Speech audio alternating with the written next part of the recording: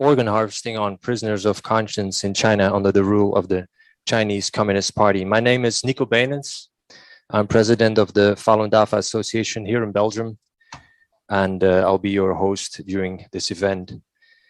This conference was titled China, Forced Organ Harvesting and the Chinese Communist Party. It is hard to imagine that a government would be actively involved in organizing the means and even the infrastructure where prisoners of conscience are systematically blood tested, tissue typed, and then channeled into the transplant hospital system as a living data bank for donor organs.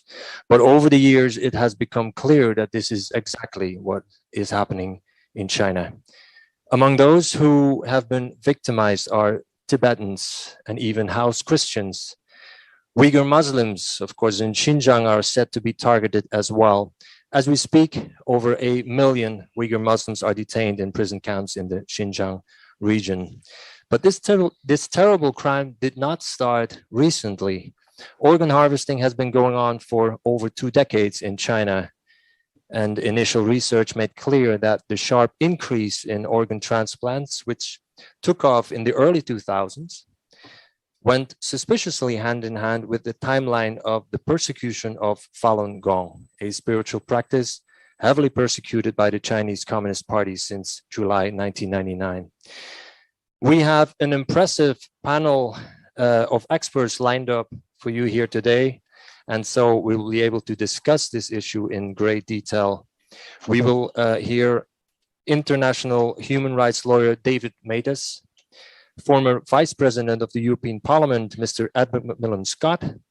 We have Mr. Peter van Dalen, member of the European Parliament, Mr. Hamid Sabi, counsel to the China Tribunal, Ms. Cayenne Wong, President of the Falun Dafa Association in Holland. On my right, Dr. Harold King. We have Ms. Manel Msalmi, who is the President of the European Association for the Defense of Minorities. And on my far left, Mr. Andy Vermaud of AIDL. Okay, so in 2013, the European Parliament has adopted a resolution condemning organ harvesting in China, thereby raising the alarm bell while asking the EU as well as each EU member state to act.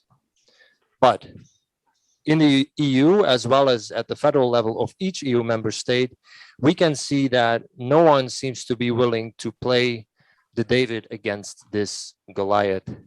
We are honored to have with us as our first speaker, Mr. Peter van Dalen.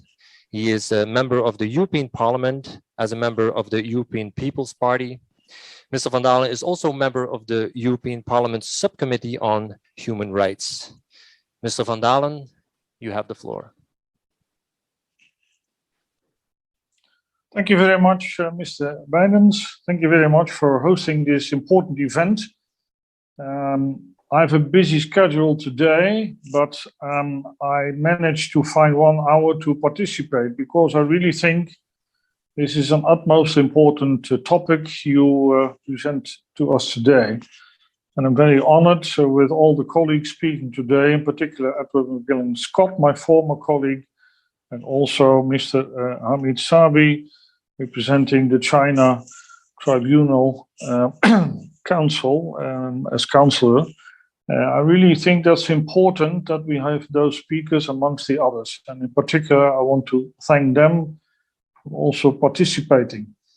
Well, as you rightly stated, the Parliament adopted on the 12th of December 2013 a resolution condemning the organ harvesting in China. But since then, the situation is under the table, is silent. And I fear it has to do with geopolitical reasons. China is becoming, or is already, one of the major world powers. And I'm afraid that here in Europe, we do not want to attack China on sensitive issues like organ harvesting. But I really think we should, because organ harvesting is really a very blunt attack on basic human rights. And not only an attack on those human rights, but also when you know that many of the victims are prisoners or from minorities like the Falun Gong or the Uyghur or other minorities, it's really very bad attack of China, of the party in China on those people. It's a rape of human rights. I would like to focus on some issues on my behalf, representing the European Parliament. What could the EU do? As you rightly stated, we have this resolution, but since then it's silent.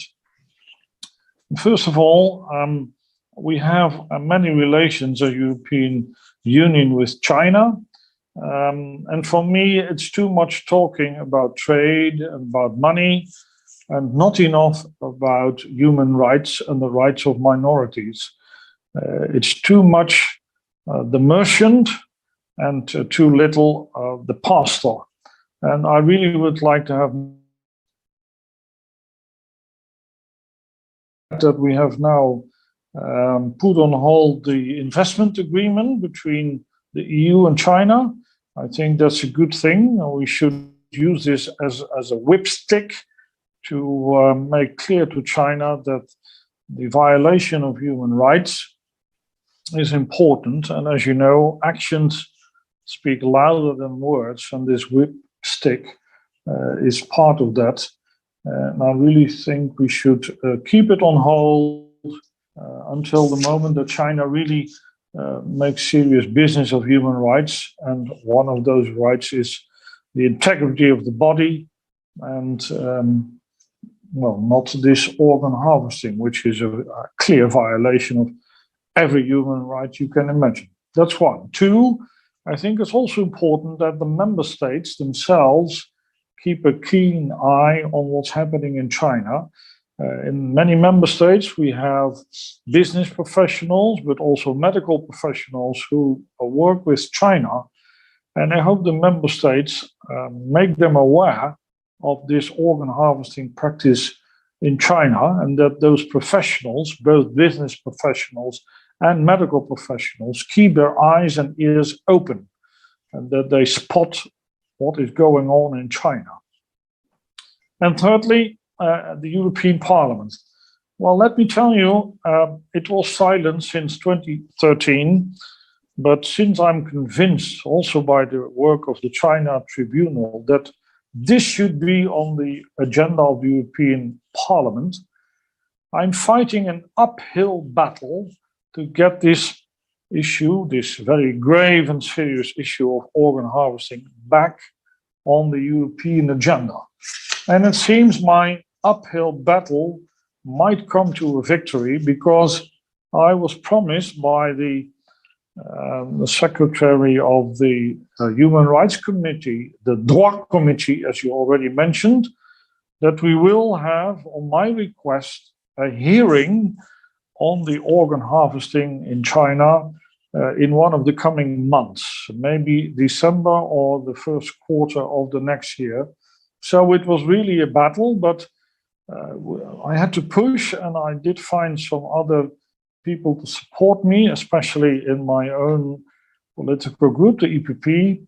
So I expect that we can achieve to have this hearing, because I want this issue back on the agenda. Since 2013, it was silence all over the place. That's impossible when you face the atrocities in this organ harvesting practices in China. So, Mr. Chairman, from my side, those remarks, and the most important one is to get this very grave and serious and bad issue back on the European agenda, and that we push China to have it in a more serious treatment there, because China is silent, of course. They always say, no, nothing is happening, you're absolutely wrong, no problems at all, it's almost paradise here. It is not, of course. So that's why I'm fighting with you the battle to have this on the agenda and to expose once more these grave atrocities of human rights committed in China. Thank you very much. Thank you, Mr. Peter van Dalen. We hope to hear more good news from the European Parliament. As you mentioned, this is definitely a good thing if that would be possible to get a follow-up on the resolution that has already been achieved. Our next speaker is on my right, Ms. Kayan Wong. Kayan Wong is the president and spokesperson of the Falun Gong Association in Holland. Investigative reports like the Bloody Harvest report published by David Kilgore and David Matas in 2006 revealed how Falun Gong became the first and the main target for organ harvesting in China. But many people in the West don't really know what Falun Gong is. Kayan Wong will explain to us what Falun Gong is all about and how it became an enemy of the state in China and a target for violent suppression. Kayan Wong, you have the floor. Thank you. Many of you know about what's happening with the Uyghurs in Xinjiang, but indeed, not that many people know that the peaceful meditation group of people who practice Falun Gong are being inhumanly killed for their organs in China. And we are talking about a state-sanctioned forced organ harvesting on large scale. So what is Falun Gong and why are they the targets? I would like to show you a short introduction video about Falun Gong.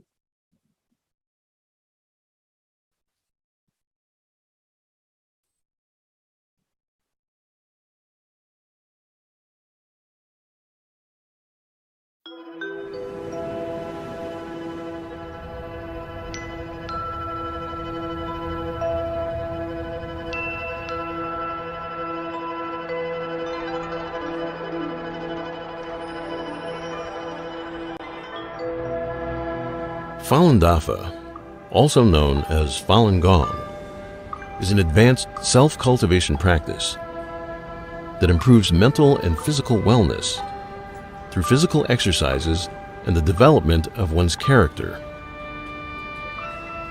In China, cultivation practices have a history of thousands of years and form the spiritual foundation of Chinese civilization.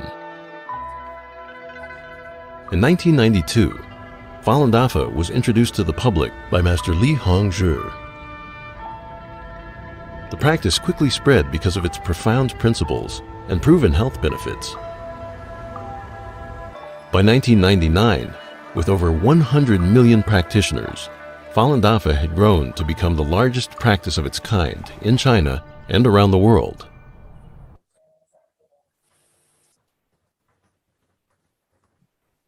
So for many in the Western society, it's very hard to comprehend why a practice based on the principles like truthfulness, compassion, and tolerance is being persecuted by the Chinese Communist Party. And they often ask the question, if Falun Gong is about upholding these moral principles, then why is it persecuted by the CCP? The reason lays within its popularity. As you've seen before, at the end of the 90s, there were about 70 to 100 million people in China who practice Falun Gong. And at the same time, there are about 60 to 70 million active members within the CCP. And in the eyes of the former Communist Party leader Jiang Zemin, Falun Gong became more popular than the communism in China. There is a Chinese saying, it says, envy leads to jealousy, and jealousy leads to hatred. And this phrase illustrates very accurately the attitude of Jiang toward Falun Gong. So he ordered a crackdown, which started on July 20, 1999. And from that date on, it is illegal and forbidden to practice Falun Gong in China. But so many people had benefited from this practice in terms of their health or inner peace. They didn't want to give it up just like that. So that's the reason why the ban very quickly escalated into a ruthless persecution in China. There were high arrests were done, people ended up in prisons or labor camps where they were tortured. Mass detention, what we've seen happening with the Uyghurs today in Xinjiang, also happened with Falun Gong in China back in the days.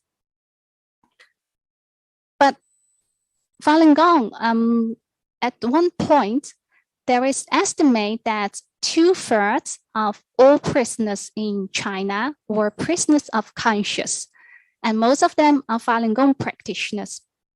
Can you imagine how many families were broken by this persecution and how many kids became orphans? I know Ms. Zhang, she is also here present today. Her husband was told by the Chinese authority to divorce from her or else he will lose his job. So they divorced. And when she was sentenced for 7 years imprisonment, her daughter was left alone with the grandparents, and she grew up without the care and love of father and mother. For those who have been born and raised up in a free society, it's very hard to understand how it is to live under communism. We understand when we are told not to say this or that thing, or when we are told not to do this or that thing. But under communist China, we are ordered not to think this and that. And this makes the story of the persecution even more difficult to understand. And this became even worse when the CCP started its huge propaganda machinery to further demonize Falun Gong. And they also openly started to calling it a dangerous cult. It has a huge impact, not only in China, where people were told to hate Falun Gong, but it has also a huge impact on the international community on the way how they handle this issue and gave support. Recently, the French Military School Strategic Research Institute, the IRSEM, which is an organization under the French Ministry of Armed Forces, published a report. It details the CCP infiltration and mass influence of international government and how they control others through overseas Chinese, the media, politics, education, economy, diplomacy, think tanks, and culture.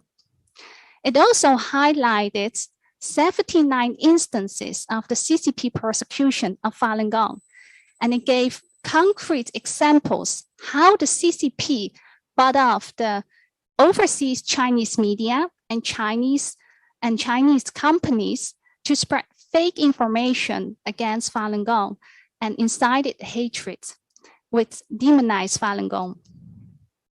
Actually, it's very strange that the cult label is used because in the early 90s, the government even praised Falun Gong and they are rewarded for several times. And when the persecution started, this word was not used. The official reason given for the persecution was that it had disrupted the public order and traffic. Okay, so doing slow-moving exercises in parks with beautiful Chinese music is disrupting the traffic and disrupting the order. Okay, it doesn't make sense at all. And it was around half a year after the persecution started that Jiang Zemin first used this cult word to further intensify the persecution of Falun Gong. And all state-run media, they started to immediately pick up this label. And this turned out to be very tragic.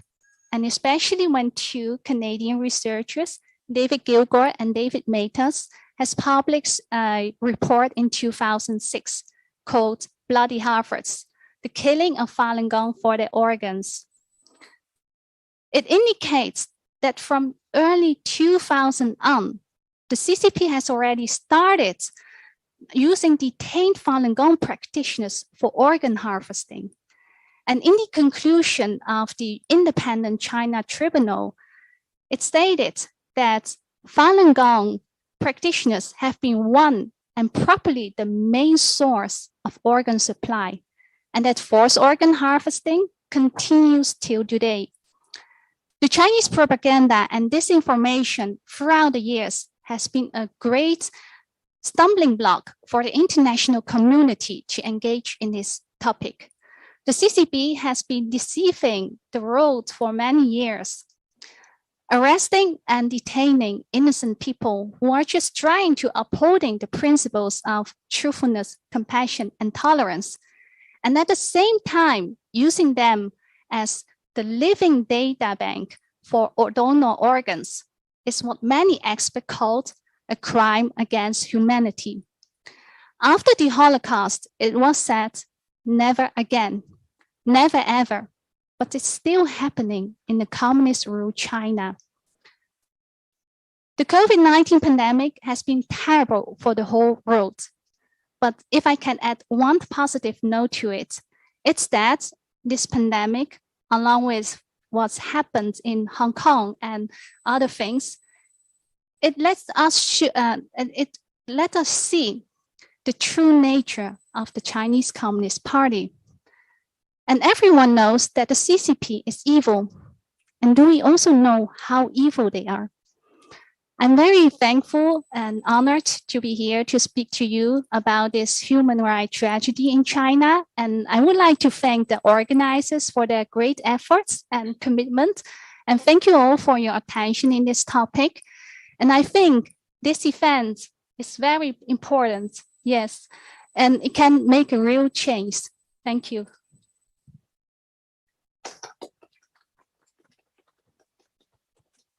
Thank you very much, Ms. Kayan Wong. I think you already touched a number of core issues, not only in terms of the persecution of Falun Gong, but also in regards to the issue of organ harvesting itself, definitely. As our next speaker, initially we announced Sir Geoffrey Nice QC, the president of the China Tribunal. The China Tribunal is an independent, non-governmental people's tribunal to inquire into forced organ harvesting in China. It was held in London from late 2018 until early 2019. The publication of the final judgment of the tribunal has had a significant impact on the international community. Unfortunately, Sir Geoffrey Nice had to cancel at the very last moment, but we are very honored to have with us today Mr. Hamid Tsabi, who was the counsel for the tribunal. Mr. Tsabi will give a presentation on the tribunal's process and a summary on its findings. Mr. Tsabi, whenever you are ready. Good morning, and thank you for inviting me. And on behalf of Sir Geoffrey Nice, I offer his apologies for not being able to attend because of a close friend of him that passed away, and this morning it's the funeral. I appreciate the invitation and would like to address the issues that have been raised before this panel. My position as counsel to the tribunal was to collect and present the evidence to the tribunal. In total, over 6 hearing days, we submitted thousands of pages of documents and 55 witnesses, half of it being fact witnesses and the rest were expert, including the investigators, Mr. Mattis, Mr. Kilger, Ethan Goodman, and the others who had worked so hard to establish the facts of the treatment of Falun Gong. All the panel members served on a pro bono basis. Apart from a professor of Chinese studies, the rest of them were totally unaware of the Falun Gong practices, and through this tribunal were informed of how Falun Gong had been formed and how they had been, over the last 2 decades, been tortured and dehumanized by the Chinese government. So the tribunal was entirely independent of Falun Gong and had no connection to this movement. The findings of the tribunal are amazing in the sense that it is beyond reasonable doubt that the tribunal had concluded that the practice of forced organ harvesting had been going on for many years in China. There is no question that the Chinese used prisoners' organs for organ harvesting. They admitted that until 2010, they were using death row prisoners' organs for organ harvesting and sold it to organ tourists. So and then they passed a law to stop that practice. So there is an admission that this practice was going on from early days of organ harvest, of organ transplant in China. What has changed is that, first of all, there was a law in China to make sure that if somebody is condemned to death, within 7 days, the execution will be carried out. So that left very limited time to match the donor with the patient. Secondly, most of the death row prisoners who were condemned to death were drug addicts and involved with drugs, and most of them not healthy enough to provide an organ. The third issue is that the number of organs that were harvested or that was transplanted in China exceeded substantially the number of death row prisoners. So from 2003, 2004, there must have been a new source for this massive expansion of the industry. The figures and the hospitals shows that China's infrastructure for transplant substantially increased in early 2000, surpassing United States at some stage in late 2010s. There is a dispute between Chinese apologists and investigators like David Mattis and Nathan Goodman and David Kilger as to the number of transplants. They claim between 60,000 to 100,000 transplants had been occurring in China every year. China admits that it was between 10 to 16,000 transplants. Yet they have to prove where these transplants took place and how the sources of these organs are.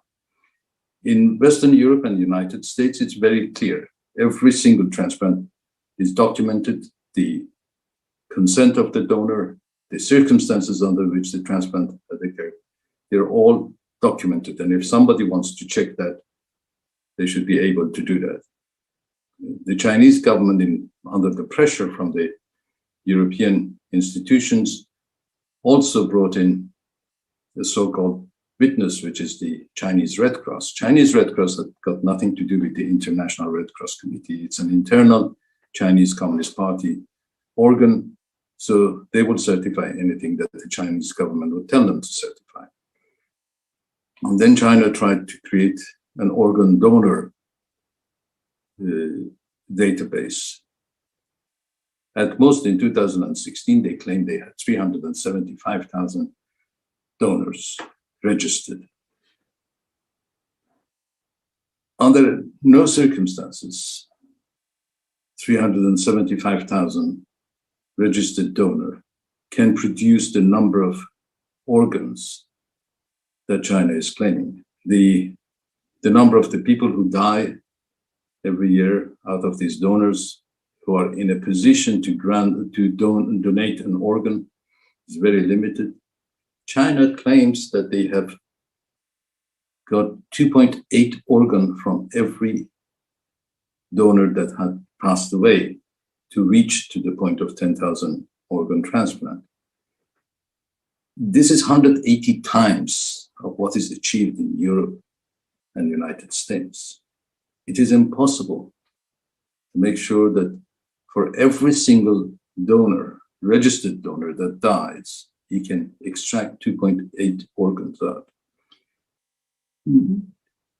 The evidence from the camp survivors of Falun Gong showed that a substantial amount of blood was drawn every 3 months. Every 3 months, all the prisoners were medically tested. Their organs were checked by ultrasound and other means. They did not receive any result of their investigation. In Uyghur Tribunal, where I happened to be the counsel as well under the chairmanship of Sir Geoffrey Nice, one of the witnesses, who was a teacher in the camp, confirmed that whenever the prisoners were taken to be tested, the result came back, but not to the prisoners, but to the camp commanders, and some of them were marked with a different color. Those who were marked with a different color disappeared in a very short period of time. So the suggestion from her evidence was that these were the ones who were taken for organ harvesting. The tribunal, in its judgment, concluded that organ harvesting has been, which I suggest that everybody would get a copy of this judgment, which is available on Amazon, that organ harvesting has been going on for the last 2 decades in China, forced organ harvesting. And the Falun Gong practitioners, as well as Uyghurs and probably other ethnic groups and different religions like Tibetan and House Christians, had been used for this practice. China could have simply opened its doors and proved that all this is wrong and just a fiction and something that Mr. Matters and the others had created. They don't do that. I have written at least 30 letters to the Chinese authorities, Chinese physicians who were involved, inviting them to come and give evidence. Not a single one responded. I have asked the Transplantation Society, Istanbul Declaration, who regulate transplantation, to come and explain why they support China, and they have refused to do that. The main problem with the issue of Falun Gong and the organ harvesting is that China has its apologists among top practitioners of organ harvesting. They dominate the Transplantation Society, and although some members had declared that they are not really supportive of what the organization is doing, but the fact that this organization has not come out clearly condemning China for its practices and for its shadowy and secret keeping of the records, that had allowed China to escape public condemnation.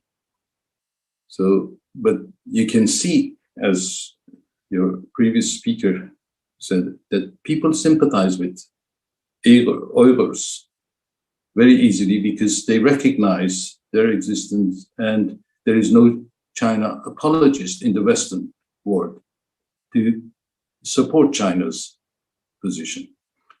The same thing did not happen for the Falun Gong practitioners. They did not manage to silence the apologists, although thanks to the efforts of investigators and groups like Epoch and your organization, they had been exposed, but they still present China with on behalf of China, an alternative theory as to why this story is not true.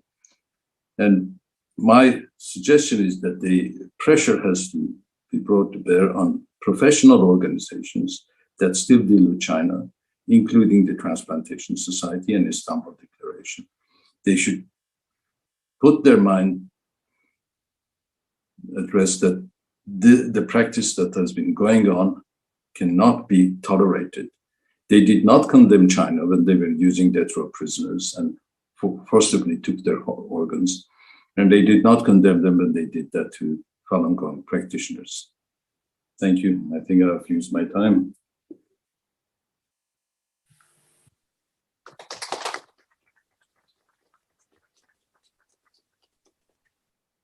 Thank you very much, Mr. Sabi, and thank you for your very late minute confirmation to attend this conference. It was a great honor to have you here with us today. Okay, as our next speaker, we have with us here on my right hand side, Dr. Harold King, who is a Deputy Director of DAFO, which stands for Doctors Against Forced Organ Harvesting, an NGO specifically established to combat the organ harvesting issue, particularly concerning the situation in China. Dr. King, you have the floor. Thank you very much. Could I have my first slide? Yeah, okay, thank you.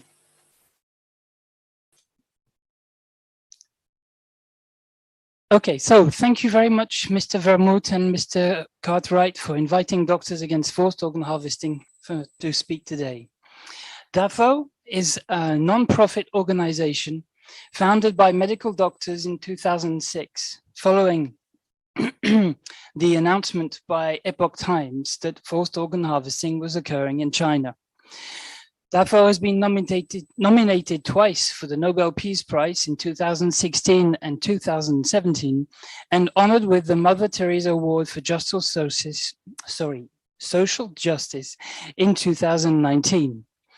DAFO provides the medical community and society with objective findings of unethical and illegal organ harvesting while promoting and protecting ethical standards to preserve human dignity.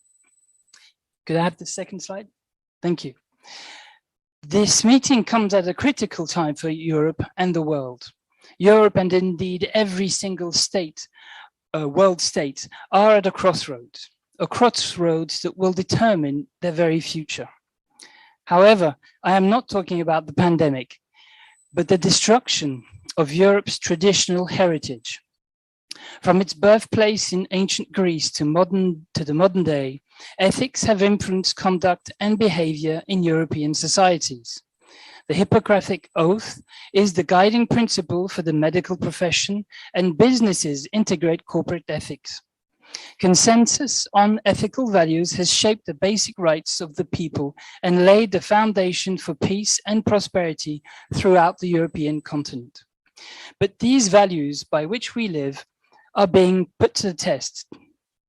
Forced organ harvesting of living people, specifically aimed at the eradication of Falun Gong practitioners and other minorities in China, threatens democracies everywhere, as it violates universally held principles of how societies need to function successfully. It also turns the medical and nursing profession into an abusive practice. Next slide. So why do we single out China? Sorry, next slide as well. This article, the Ambassador et al. Article published in the American Journal of Transplants in 2016 indicates that 2/3 of the transplant tourists documented in medical articles are going to China. I don't know if you can see, but that's more than three times more than those that go to India. So it's substantially more important. Next slide, please. Thank you. So this may look like a complicated slide. What I want you to concentrate on is more the shape of the curve rather than anything. You can see a gradual, steady increase. Could you pass on to the next slide, please? Thank you. This is, so the first slide was the total number of transplants done by all the countries in the world. And this curve is France from the year 2000 to 2018.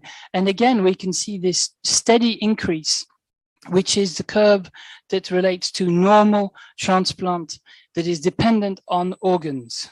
Yeah, we can, over the years, we've improved our techniques to be able to obtain more and more organs from accident people, brain dead people, cardiac dead people. But this increase is only 3 to 5% every year. It's a very small increase. Next slide, please.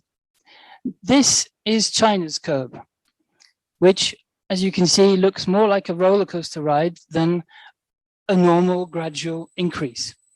What is really surprising is our previous speakers have already spoken about this, is the very rapid increase up into, well, on this figure, it's 2004.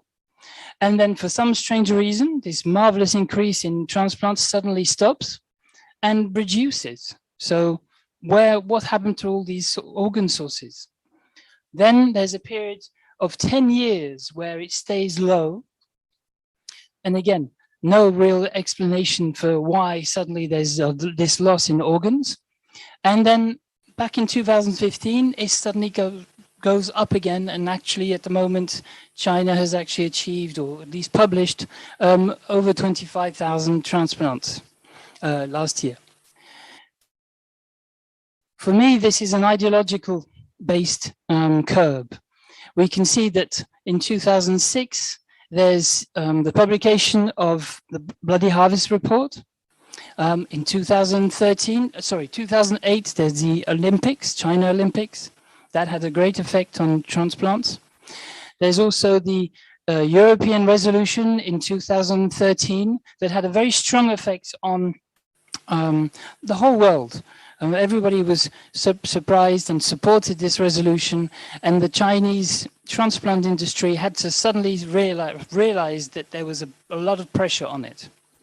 And what is even more surprising, because in 2015, and it was because of the European resolution and the pressure that all the doctors had put onto China, that the Chinese transplant industry suddenly decided to say, right, we're going to change. We have nothing but donors, not voluntary donors. And when we would have imagined the curve to go down, because after 5,000 years, the Chinese or the Asian people do not really agree with giving their organs, so it should have gone down, and instead it's going up. This is a very particular curve, and for me represents exactly that it's ideology and the need to hide what they're actually doing is what's hidden in this graph. Okay, next slide, please. Can we have the next slide? Okay.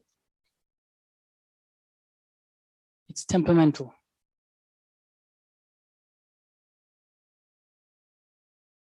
So these figures, while we're waiting for the next slide, is they're from the Global Observatory of Transplants, Donations and Transplants organized by the WHO.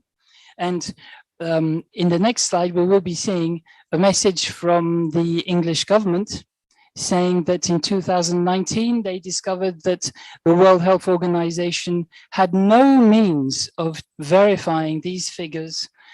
They do not do any investigations.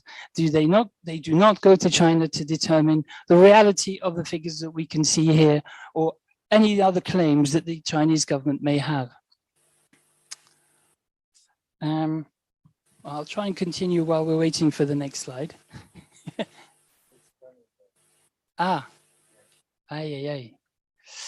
Okay.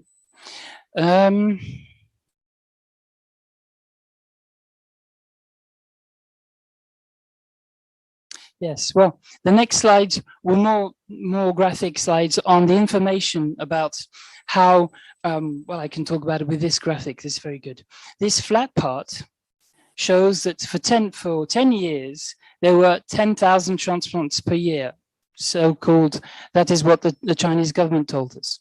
However, research from the WOIPFG, the report from the new Bloody Harvest report showed that during this 10-year period of stability, the number of hospitals involved in transplantation were increasing. They were developing, becoming bigger, having bigger number of beds available. So obviously the number of transplants were rising. Why would investors invest money into a hospital if transplants were, on the contrary, very low and not financially interesting? Another graphic that I would have shown is the fact that the rising parts on this curve, when when it's analyzed, and this was analyzed back in 2019 by Robinson, Hind, and Levy, indicated that this curve was, as Mr. Sabi mentioned, incredibly regular. There's 2.8 organs from every donor in China, but also it was too good to be true. And we noticed in one of the graphics that I would have showed you that the figures have been tricked. On one single night, on the 31st of December, the numbers of donors, organ donors increased, the number of people who want to donate organs increased by exactly 25,000 on that one night. And a year later, it increased exactly by, or a little bit more than 88,000. So you have a curve, instead of generally slowly increasing, just goes up, becomes flat, and then goes up again. This research article proved that these figures were completely false. Well, I think we're still battling with the with the slides, so I'll continue like that. I would also like to mention the report from the French. So it's a think tank that's part of the French Defense, Ministry of Defense, and because they did mention organ harvesting in their report, and they were saying how China has been manipulating the narrative on organ harvesting and organ transplantation, organ donation throughout the world, so that it could hide what it's actually doing, and continue to manipulate the figures, continue to hide what they're doing, and to allow the organ harvesting industry in China to continue. This report, as Kayan mentioned, very important, because it is the first time the French government anyway has spoken so outspokenly against the Chinese government in describing how it's completely infiltrated France. A second report that came out was from the French senator, Mr. Gattolin, André Gattolin, who again was observing the infiltration of the Chinese government in the French universities.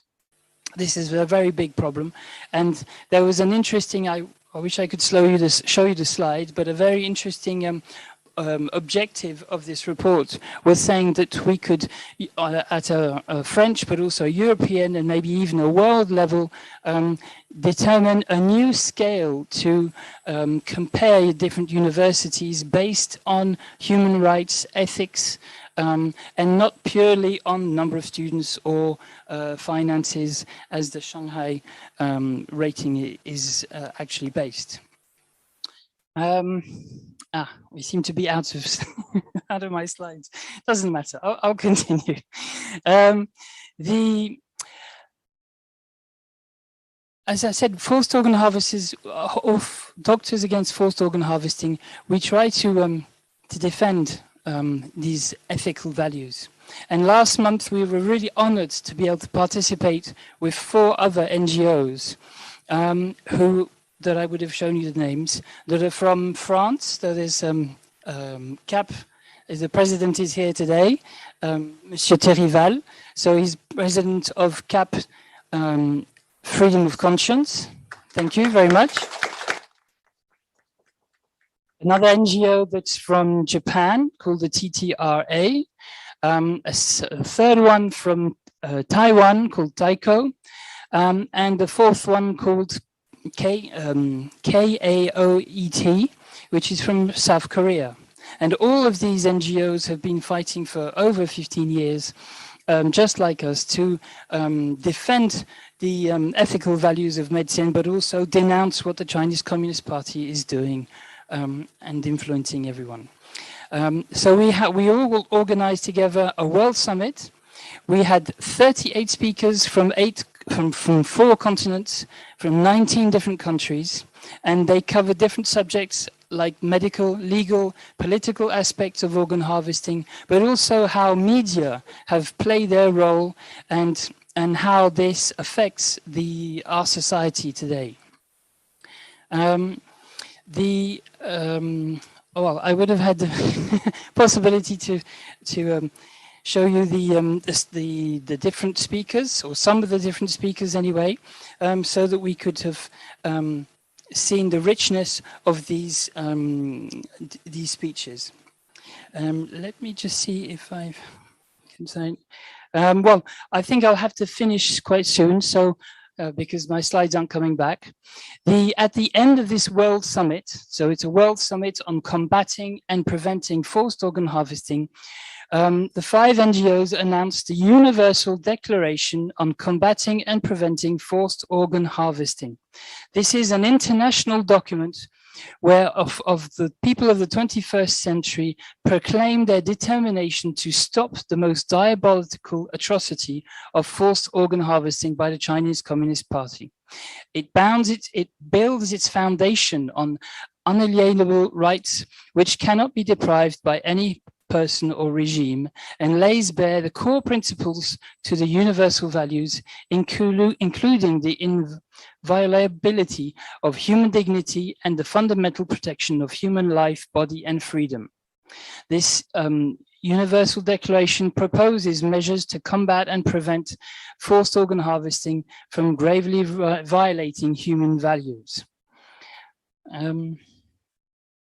I would have showed you that this this Universal Declaration was supported by over 120 MEPs, MPs, professors, doctors, other specialists and experts from around the world, just to show you the importance of and the awareness that people have on these terrible crimes. I invite, obviously, the European Parliament to maybe look into this resolution so that we can maybe work together, all the MEPs, as well as all the local MPs in all the European states, and use this document as a means to propose a strong front against the organ harvesting and all the other human rights abuses that occur in China. Thank you very much.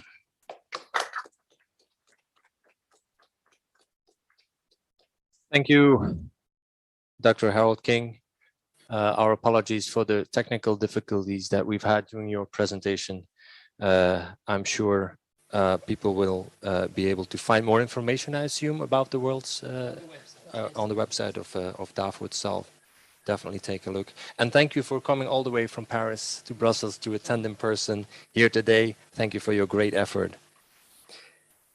To introduce our next speaker, I'd like to refer back to what I said early on about governments not engaging in the role of a David against this Goliath. Because actually, for many years already, there is a David going against this Goliath. And as a matter of fact, there are 2 of them.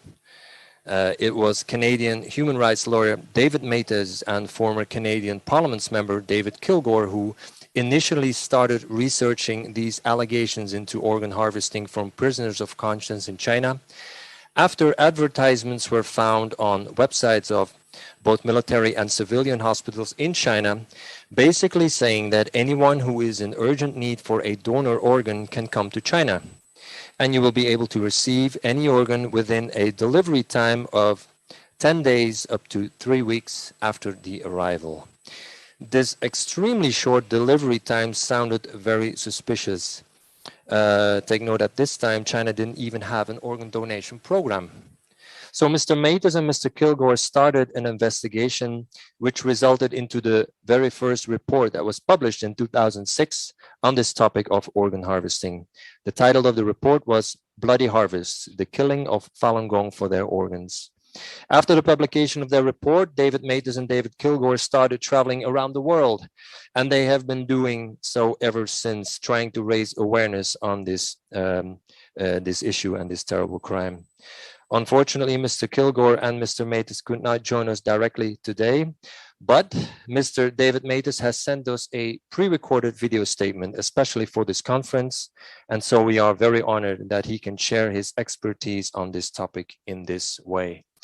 Very recently, in June of this year, a group of United Nations rapporteurs and human rights experts have indicated that in one of their reports that they are and I quote, extremely alarmed by organ harvesting allegations, end of quote. The experts said that they have received credible information from detainees from ethnic, linguistic, and religious minorities, among whose are the Uyghurs, Tibetans, house Christians, and of course, Falun Gong practitioners who are systematically victimized. In itself, this announcement by the United Nations rapporteur is very good news. It's great news, actually. However, the bloody Harvest report exposing this terrible crime was already published in 2006. Ladies and gentlemen, I give you Mr. David Matas.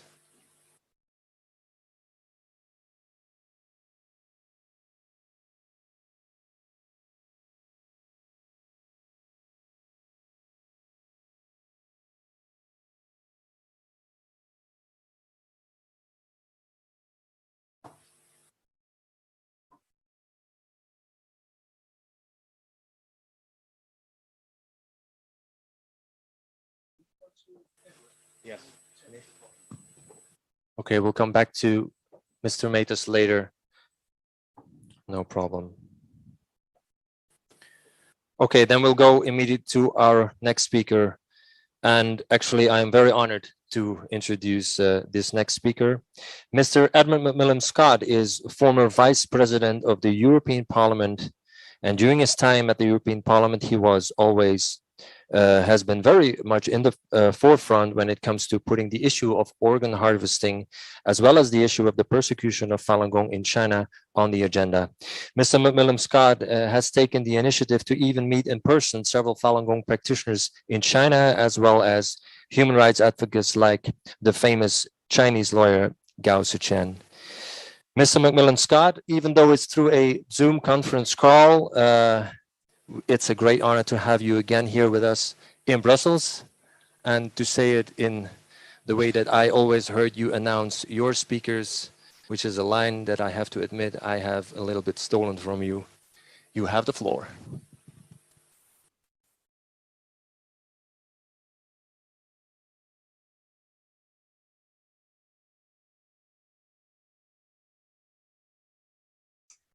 Thank you for the introduction, and thank you to all the organizers for this important conference, and thank you to those who are attending or watching in.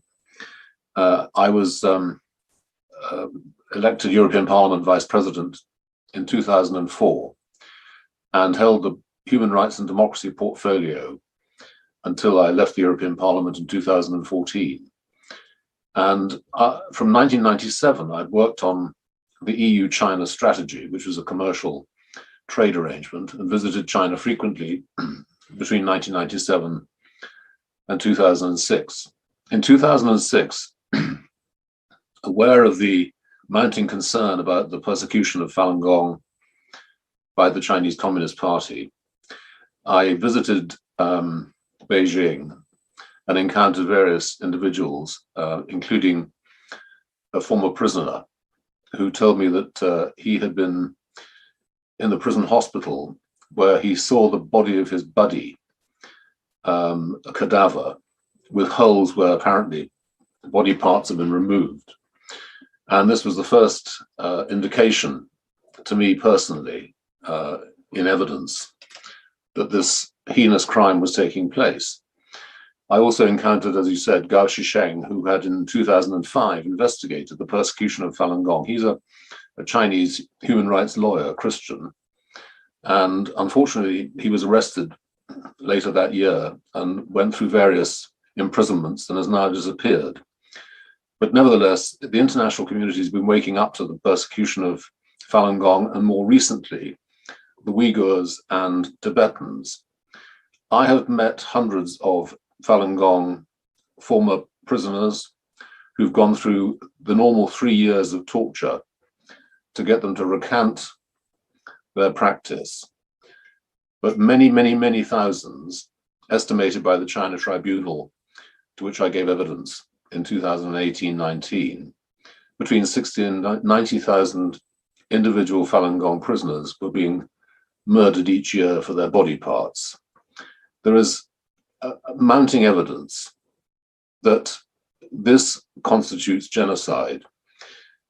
The China Tribunal, which was led by Jeffrey Nice, and Hamid Sami gave evidence to it, didn't find a finding of genocide, but indicated that it was highly likely. It did find crimes against humanity, in particular in respect of Falun Gong and Uyghur prisoners. And more recently, the China Tribunal, which is ongoing and will produce its final finding in December. The tribunals will be meeting in London, again under Jeffrey Nice, and heard evidence from, for example, my colleague Charles Parton, a former EU diplomat and British diplomat in Beijing. And he gave evidence as to the credibility that the most senior individual in China, Xi Jinping, must have ordered the persecution of the Uyghur population, which includes organ harvesting. And that chain of command is a very important thing in determining genocide. So we hope that in December, finally, we'll have a finding which is critical for world public opinion in placing the responsibility directly with the Chinese leadership. During my time in the European Parliament, contrary to my old friend Peter van Dalen's current experience, the European Parliament was very active in multiple hearings, resolutions, especially on Falun Gong, and more recently on the Uyghurs too. And of course, that culminated in the 2013 resolution, which has already been referred to. We also engineered a political boycott of the 2008 Beijing Olympics. No senior EU official attended, and indeed many other personalities from the European Union failed to turn up. I would like to see a political boycott of the Winter Olympics to take place in Beijing between the 4th and 20th of February 2022. And I think that would draw attention to world opinion on the persecution of these minorities, but in particular, the crime of genocide against the Uyghurs, Tibetans, Falun Gong, and other sects within China. Thank you.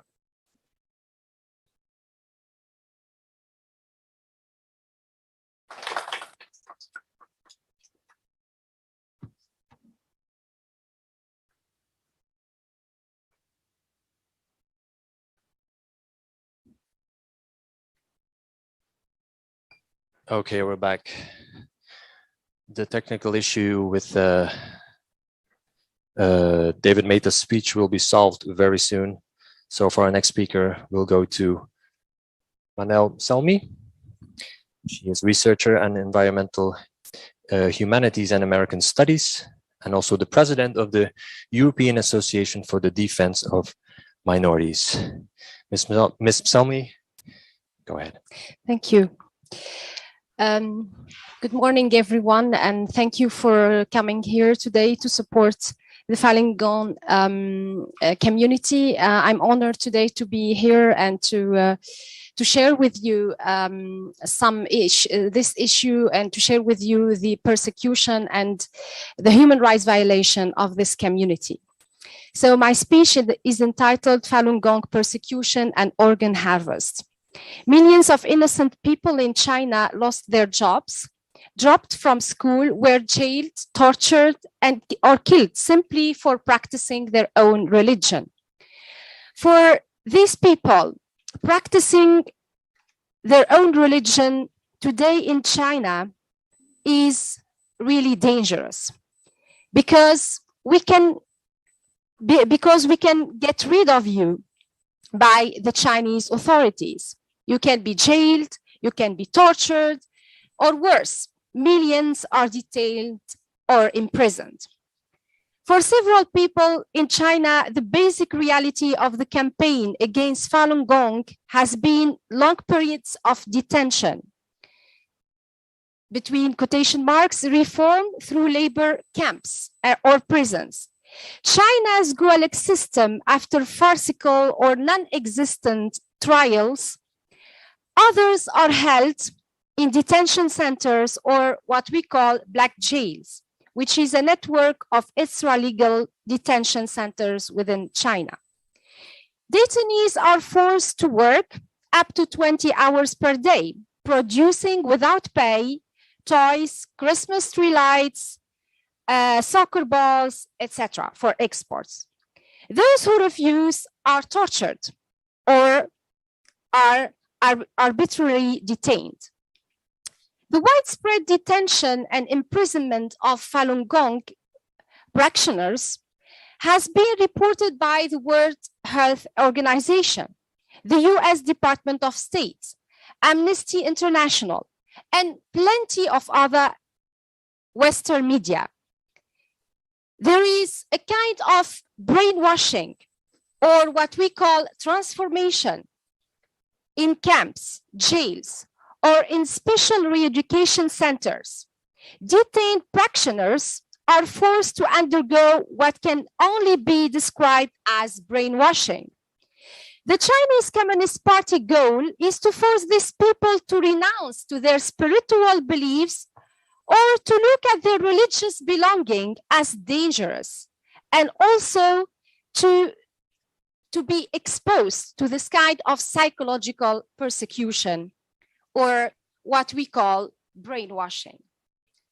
The key ingredient of this brainwashing process or transformation is sleep deprivation, hours on gazing videos, threats, cultural revolution style, struggle sessions, etc.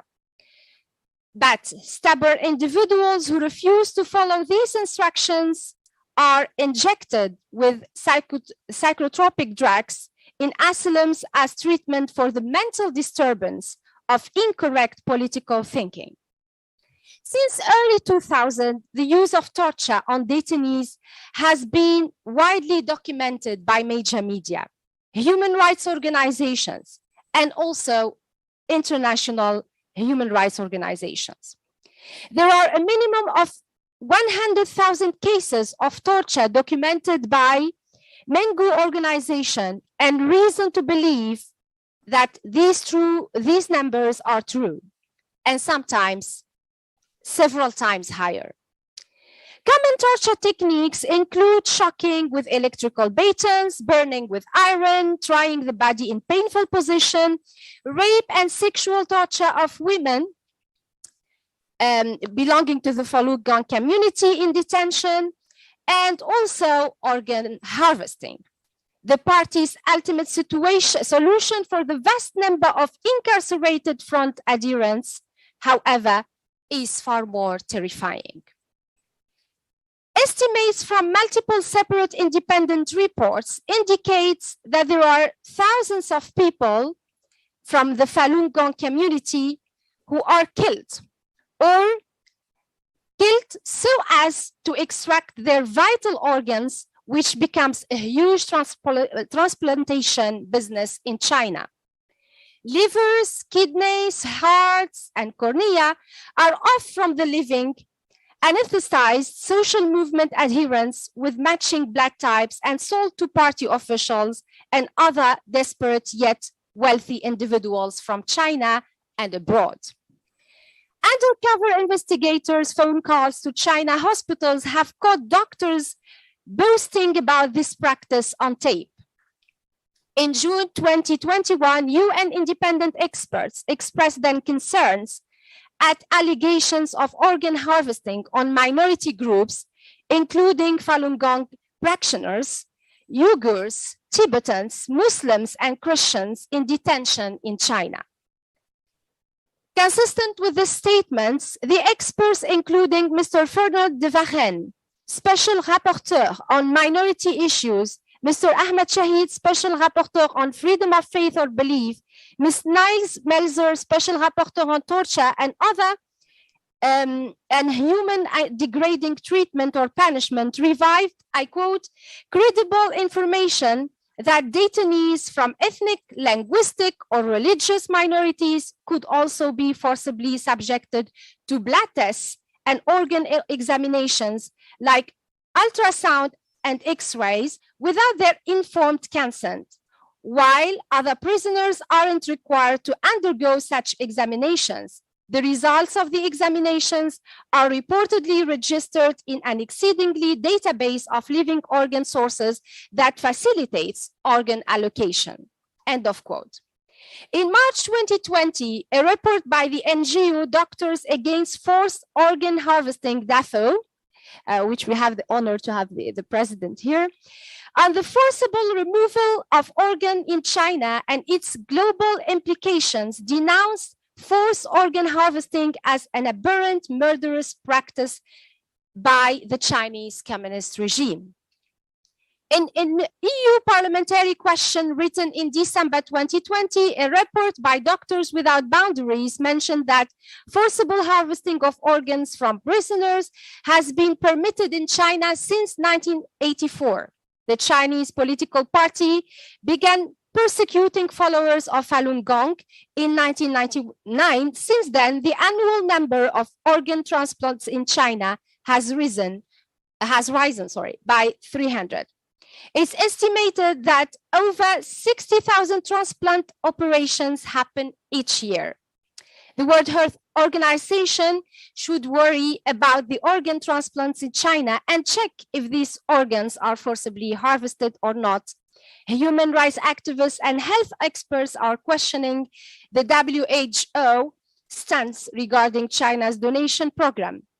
And despite the demands of human rights and health organizations, we still wait for this inspection to happen against any criminal activity behind organ harvest or donation in China. Thank you very much. Thank you, Ms. Salmi. So we will come back now to Mr. David Matas. All technical issues seem to have been resolved. Like I said earlier, he will have a video. He has sent us a video statement, and we'll show that to you now. In his video, Mr. David Matas will elaborate further on the role that the United Nations has or has not played over the years regarding organ harvesting on prisoners of conscience in China. I want to talk today about how the United Nations has addressed and not addressed the mass killing of Falun Gong and other prisoners of conscience for their organs. The United Nations is a sprawling, multifaceted institution. Its various components do not necessarily act in a coordinated way. That is certainly true of the industrialized killing in China of prisoners of conscience for their organs. I intend to go through various structures of the United Nations which have both addressed this crime against humanity and have avoided addressing it. First of all, the United Nations Rapporteur on Torture. The UN Rapporteur on Torture, Manfred Noack, in 2007, in his annual report to the Human Rights Council, asked China to explain the discrepancy between the volume of transplants and the volume of identified sources. According to official Chinese public reports, there were approximately 30,000 transplants before 1999. Professor Shi Bingyi, vice chair of the China Medical Organ Transplant Association, said in March 2006 that China had done about 90,000 transplants up to the end of 2005. That meant there were about 60,000 transplants in the 6-year period 2000 to 2005, or about 10,000 a year since the persecution of Falun Gong began, a figure to which UN Rapporteur Noack referred. The government of China did not address the concerns raised by Rapporteur Noack in his 2007 report. As a result, the rapporteur reiterated his concerns in 2008. The Chinese government, in a response to the second request, stated Professor Shi Bingyi, who was the source of the 90,000 figure, expressly clarified that on no occasion had he made such a statement or given figures of this kind, and these allegations, so said the Chinese government, and the related figures are pure fabrication. Moreover, the government of China, lest there be any doubt about their position, asserted that China's annual health statistics are compiled on the basis of categories of health disorder and not in accordance with the various types of treatment provided. Yet that official statement of Xi Bingyi, which the government claims was never made, was accessible on the internet at the time of their response and remains accessible on the internet still today through the Wayback Machine archive. 2. The United Nations Rapporteur on Religious Intolerance. The then UN Rapporteur on Religious Intolerance, Asma Jahangir, in 2007 and 2008 acted in tandem with the Rapporteur on Torture. She raised the same concerns as the Rapporteur on Torture had raised and got the same response. 3. The UN Committee Against Torture. China is a party to the Convention Against Torture. As a party, it is obligated to report periodically to the expert committee established under the Convention. The Convention empowers the expert committee to make concluding observations on those reports. China has reported twice in 2008 and 2015 since it began the mass killing of prisoners of conscience for their organs. The UN Committee Against Torture in November 2008 wrote, "The committee expresses its concern about the failure of the government of China to explain the discrepancy in the number of transplants between the years 2000 to 2005 and the numbers of identifiable sources of organs. Despite repeated requests from the UN Rapporteur on Torture, the UN Rapporteur on Religious Intolerance, and the committee for an explanation." In both its 2008 and 2015 report, the committee, in its concluding observations, called on China to immediately conduct or commission an independent investigation into organ transplant abuse in China with prisoner of conscience victims. 4, the Universal Periodic Review of the UN Human Rights Council. When China came up for scrutiny under the Universal Periodic Review in February 2009, many states spoke out for the foundational rights, the respect for which would have made the mass killing of prisoners of conscience for their organs impossible. These efforts were fruitless. States recommended that China guarantee all citizens the exercise of religious freedom, freedom of belief, and freedom of worshipping in private, that China abolish all forms of arbitrary detention, that China implement the recommendations of the UN Committee Against Torture, and that China take effective measures to ensure that lawyers can defend their clients without fear of harassment. The government of China said explicitly, recommendation by recommendation, that it would not accept these recommendations. These recommendations were repeated in the Universal Periodic Review for 2013. The Chinese government responded by saying, "The best person to know the human rights situation in China is a Chinese person." Yet, a Chinese person in China who repeated what rights-respecting states said about China during the Universal Periodic Review would lose his or her job, be arbitrarily detained, be tortured into recanting, and failing recantation, disappear. As Chinese human rights lawyer Gao Zhisheng said, "You cannot be a human rights advocate in China without becoming a human rights victim yourself." In the 2018 Universal Periodic Review for China, the Chinese delegation, in response to questions about organ harvesting, stated that the transplantation of organs is regulated by strict provisions enacted in 2015, that China has an organ allocation system, and that the traceability of organs in China was affirmed by the World Health Organization. Yet there was no law enacted in China about transplantation of organs in 2015, only a Chinese Communist Party Government of China policy statement. The organ allocation system, the China Organ Transplant Registry, is shrouded in secrecy. A link to its website shows nothing substantial. The World Health Organization does not engage in periodic public independent evaluations and critiques of country transplantation systems, either for China or for any other country. 5th, the United Nations Human Rights Council. The UN Human Rights Council has 3 regular sessions a year, typically in March for 4 weeks, June for 3 weeks, and September for 3 weeks. At each session, there is an agenda item titled Human Rights Situations which require the Council's attention. Not being a member of the Council prevents a state from voting at the Council, but not from speaking at the Council.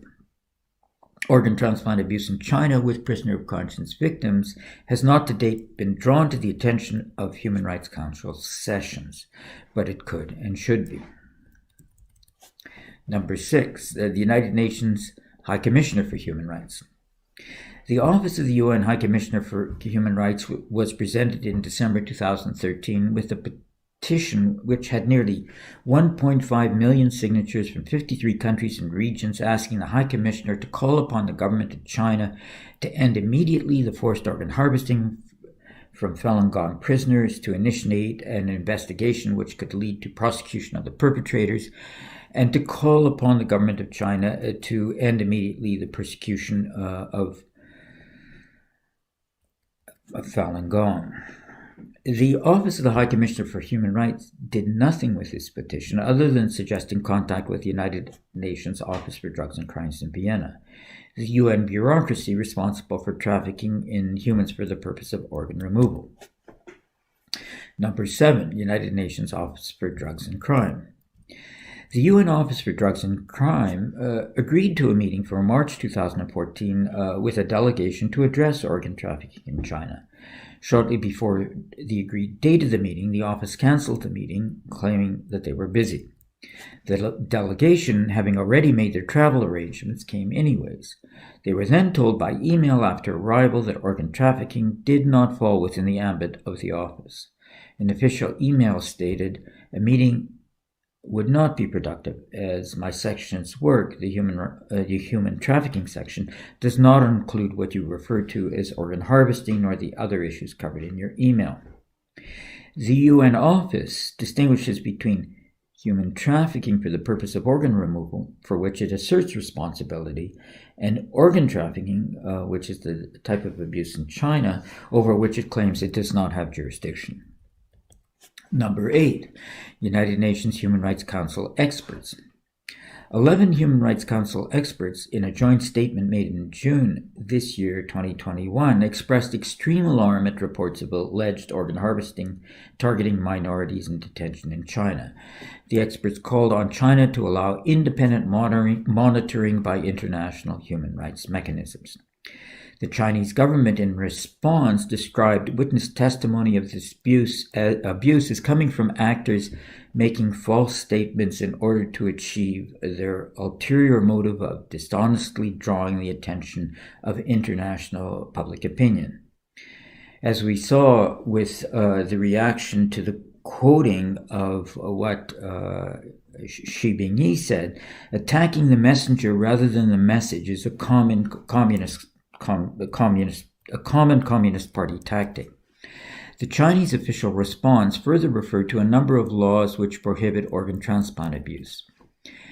This official response omitted to mention that Chinese police, investigators, prosecutors, judges, and defense bar are controlled by the Chinese Communist Party, and that the party does not use this legal system to prosecute itself. The response also omitted mention of the 1984 Chinese law, which allows for organ extraction from prisoners, without their consent or the consent of their families, when the bodies are unclaimed. The bodies of prisoners of conscience are often unclaimed because the relatives typically do not know where their arbitrarily detained family members are, or even that they are detained. Moreover, even those family members who do know about the location of their detained relatives or wonder where they have gone are reluctant to ask anything of the authorities for fear of themselves getting into trouble with the authorities. So let me say this by way of conclusion. The United Nations system, as one might expect, is a reflection of the planet as a whole. There's some concern in bits and pieces at the UN for organ transplant abuse in China.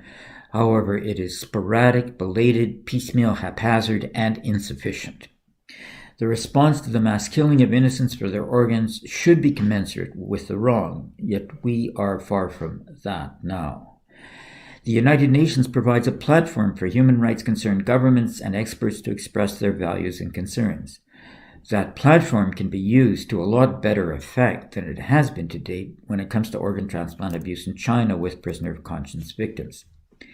The United Nations presents an opportunity.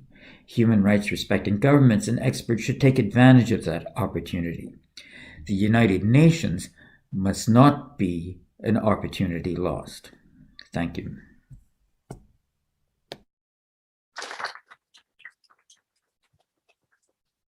Thank you, Mr. David May. It's truly an honor to have you on our panel today, and thank you for your expertise and truly an exceptional job that both you and your colleague David Kilgore have been doing over the years.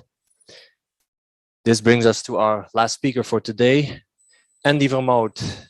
Andy Vermouth described himself as a human rights advocate who started out at the age of 10, trying to find a way to fight social justice in our world. His motto is to always make the best of all circumstances, trying to give meaning to life as a defender of human rights in accordance with the Universal Declaration of Human, Civil and Political Rights and the European Fundamental Rights contained in the Lisbon Treaty.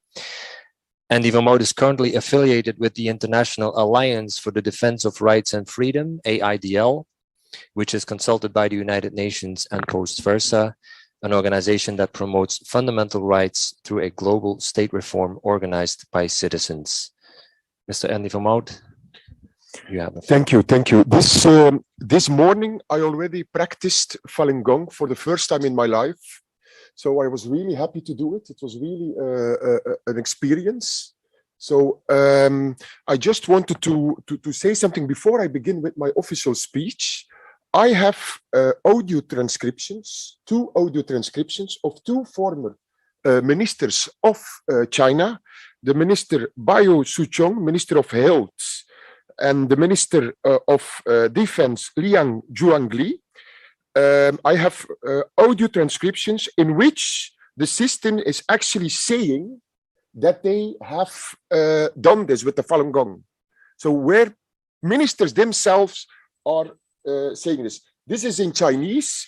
I can let it here because but people who want to hear it or to get it can get it from me. So I have the real transcriptions. This is in Chinese, talking with the minister. So I have 2 transcriptions of this. So this is really important before I start. So I won't let it here now, but if you want to hear it, you can come to me. Thank you. Okay.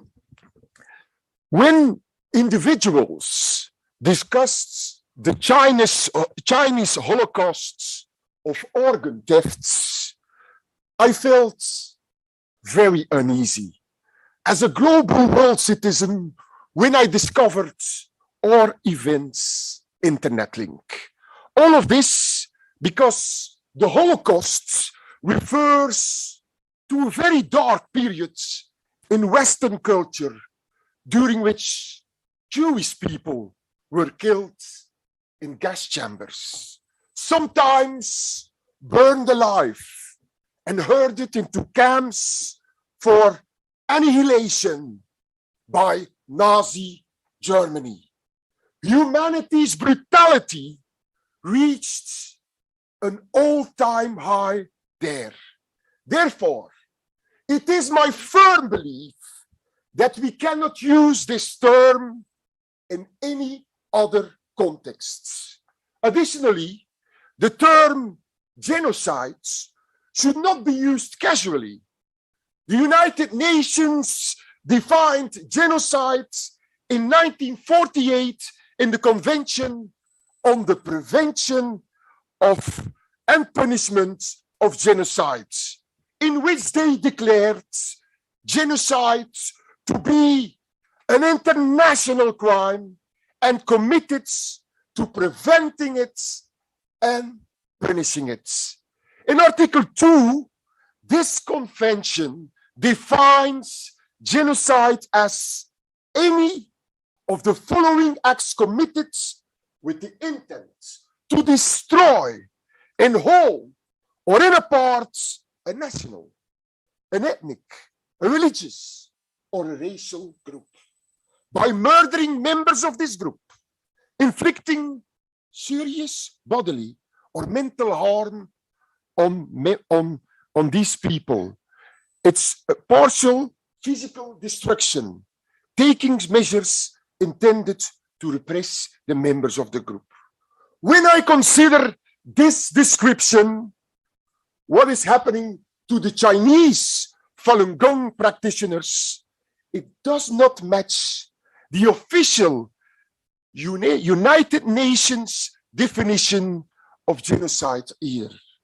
If we consider all the elements for any genocide to be recognized by United Nations systems. This is in response to this Chinese organ theft and murder of individuals who are perfectly healthy and alive. I am introducing today a new notion, which I shall repeat many times here. I refer it to as China's thought genocide, for the first time with a new word, as it was a well-known, organized mindset origin sites. Mindset origin site. What does this imply precisely? Falun Gong practitioners are not affiliated with any one ethnic or religious group. It's not a minority. Since Falun Gong practitioners are found in the 56 ethnic groups across China. There are Falun Gong practitioners everywhere. Falun Gong is a harmonious synthesis of Taoism, Confucianism, and Buddhism. It's not a single ideology or religion. It's more philosophical and based on life knowledge. They, the Falun Gong, have been butchered and their organs sold as a commodity just because the Falun Gong, like you said, have become so large and dared to have their association of individuals from various ethnic backgrounds recognized in 1999. How is it possible that an organization that stands, not an organization, people, practitioners who stand for three fundamental concepts, most notably truth, compassion, and tolerance, the Falun Gong, has become a victim of a communist party that has turned the Falun Gong practitioners who peacefully practice meditation based on truth, compassion, and tolerance in an organization that threatens the Communist Party very existence, purely because they had 100 million members. I did it this morning. You can compare it with a sort of Chinese yoga. They don't like it if you say Chinese yoga. But being punished while you're doing meditation, it's crazy. As I discussed multiple times with our friend Nico Beinens here of Falun Gong, Belgium, this is not a genocide according to the United Nations official definition, which is why I use today, for the first time, of what Falun Gong practitioners have endured, the concepts of a mindset-based origin sites. To raise awareness, anyone accused of practicing Falun Gong's attitude or ideology and capable of listing these three principles that I mentioned was finally stripped of their organs, executed, and then burned and leaving no trace. Individuals who vanish into thin air. The Chinese have benefited from the Tiananmen experiences. They no longer do it openly, but have taught military physicians to take organs in an organized, clinical way as a distinct business inside industries, even using the organs of meditation practitioners as a selling feature.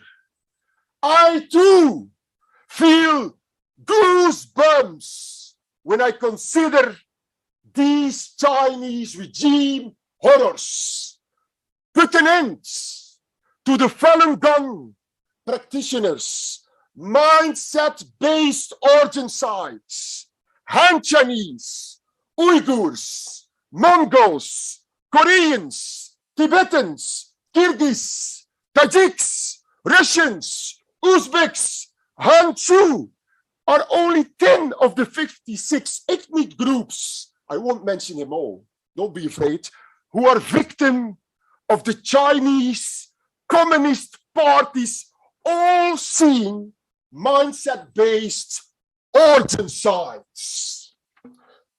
Then they claim that is how the first inquiry began.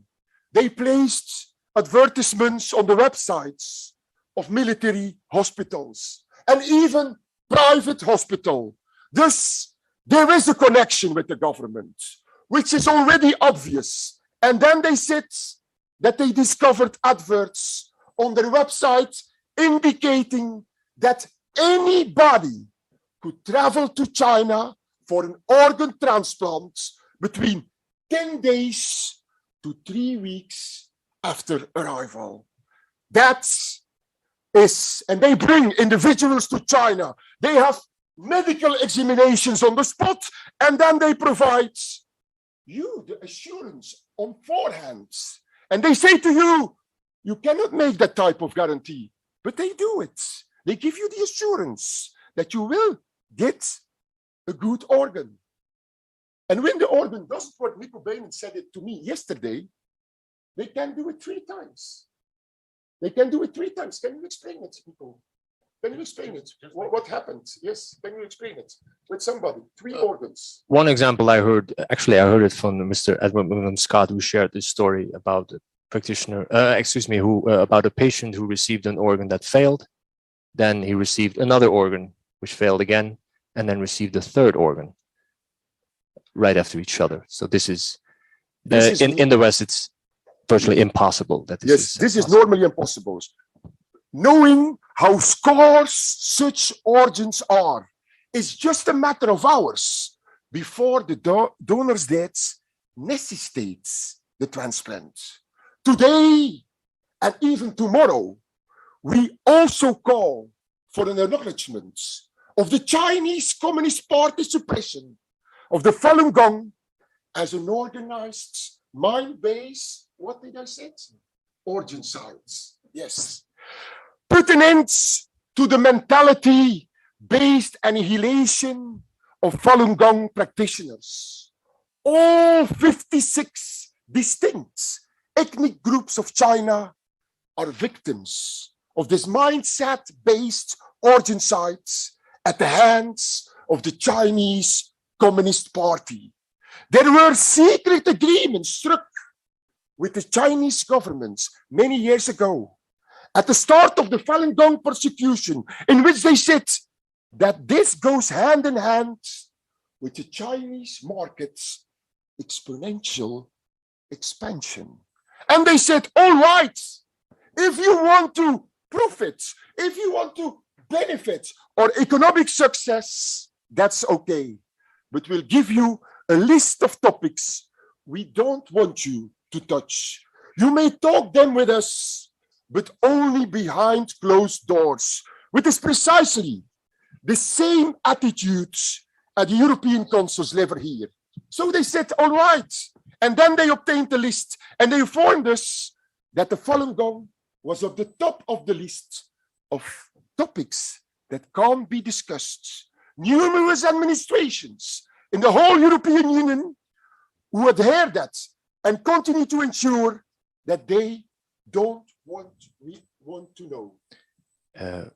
I got a signal that the room has to go empty for another event. So yeah, I'm almost kidding. I'm almost kidding.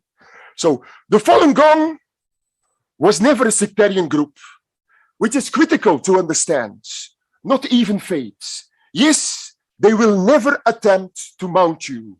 Therefore, we conducted today additional investigations with the International Alliance for the Defense of Rights and Freedom and the International Fundamental Rights Organization, Post Versa, and discovered that over the last 20 years, an estimated total of 207,500 Falun Gong practitioners have been used for organ theft and murder. Not because they committed any wrongdoing, but because they practice a form of meditation. Incredible, even I had difficulty accepting this Chinese practice at first, until I saw the concrete proof of the pioneers, David Kilgore, David Matas, and Ethan Goodman. While the scope of these orchestrated assassination is currently restricted to 36 concentration camps, the fact is they are far greater, they are far bigger. I'm seeing that the number of organs transplantations occurring in China seems to be far higher than expected. However, the Falun Gong are very spiritual, and it is this spirituality that served as the foundation for almost the whole of the civilization. All various facets of society shared the spiritual base, and it was conducted within those three major teachings. If you take these three basic ideas from the teachings, you will see that there was no mention of discovering your inner self. Buddhism emphasizes compassion for all sentient creatures, whereas Confucius emphasized self-discipline, which is critical with considering those three principles: obtiner, vérité, compassion, et tolérance. And indeed, they are three essential concepts of Falun Gong. Put an end to the mentality-based annihilation of Falun Gong practitioners. All 56 ethnic groups, 56 minorities in China, are victims of this mindset-based origin-side under the all-seeing eye of the Chinese Communist Party. Li Lating became the head of the 16th office, an extrajudicial security apparatus, given the mandate to eradicate the Falun Gong. The CCCP party chief, Jiang Zemin, who ordered the start of the genocide on the 10th of June, 1999. The policy of the 16th office was defaming Falun Gong practitioners' reputations, bankrupting them financially, and destroying them physically. Put an end today to the mentality-based annihilation of Falun Gong practitioners. All 56 distinct ethnic groups are victims of this mindset-based origin-side under the all-seeing eye of the Chinese Communist Party, all of whom who are victims of this mindset-based origin-side. Allow us to meditate together, doing Falun Gong together. Allow us to practice it in order to further our understanding of this mind-based origin-side.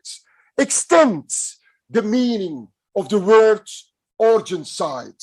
Make it conscious everywhere, so this can never and never happen again. Many thanks, my friends. Thank you.